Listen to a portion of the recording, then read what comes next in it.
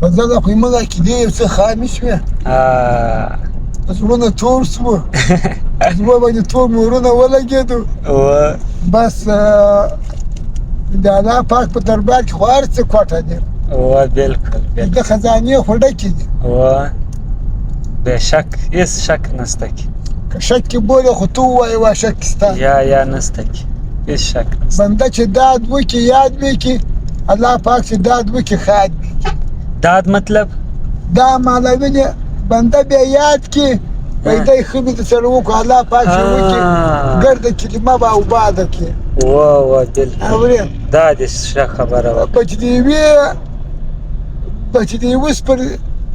د یوې خرما ښه بنده درسره وکړي والله به یې وخت در یاد کړي چې پلانکی دی مې دغه درکړو که اورې دا خو ابه ملا ویلی کړو دا څوک چې ښه وکړي او بیا یې یاد کړي او مثال په زکات شی ورکړي دا د خدای په رضا ورکړي دا چې بیا ښه وکړي دا بیا ور یاد یې کړي دا ښه یې کړ لاړو مکوپس ولې دغه د الله د رضا لپاره ده کړي دغه د نامه دپاره د رها دپاره کړي دي بېشک دا دې بالکل صحیح خبره